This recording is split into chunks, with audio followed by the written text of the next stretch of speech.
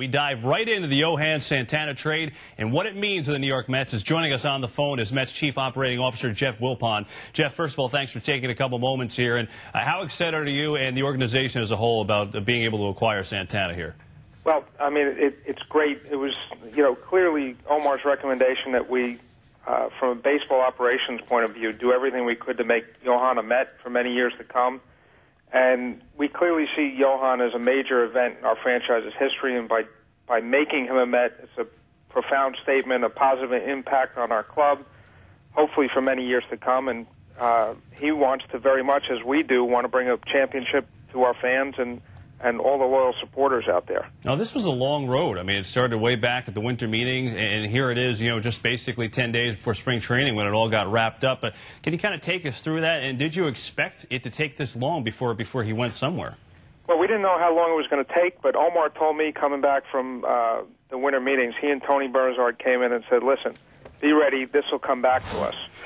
So I bet them a pair of shoes, and it's going to cost me with those guys. And more and more people are saying they were part of this bet, but they promised they would come back. It did come back, and we just waited until such time as it looked like they were really ready to make a deal. And when that showed itself, Omar came back and said, listen, we're going to put this kid Guerra in the trade. I said, just make sure that they're going to give you the player, and then from that point, we would never have made the trade unless we were confident about signing him.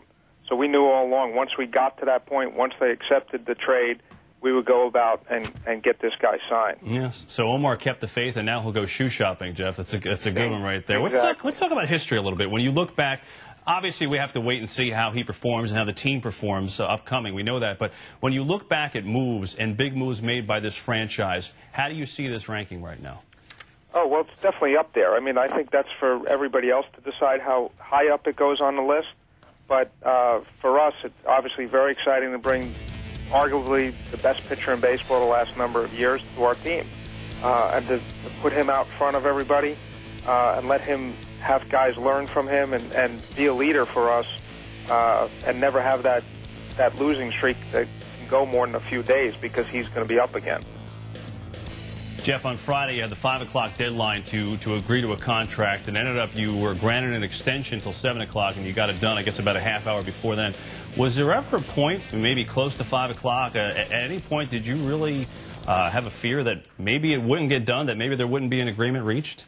I really didn't feel that, but, I was right there on the line. I was sitting in a room with Johan and his agent, Peter Greenberg, and as everybody knows, there's no clock in baseball except when you have a 72-hour window. Right. So there wasn't really pressure. There was a very strong desire for us to get this done.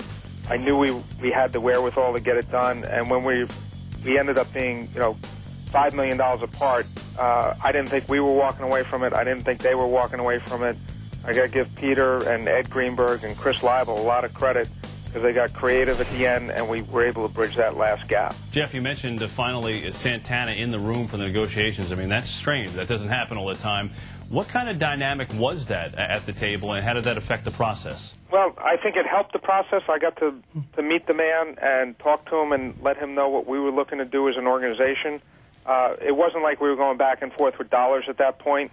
He knew where we were. We knew where he was in the final stages of this, and I think hopefully I was able to sell our team and the vision that Omar and Tony and John Rico have for us going forward, and let them know what ownership's commitment is, that we're going to do the things that we need to do to bring a championship here.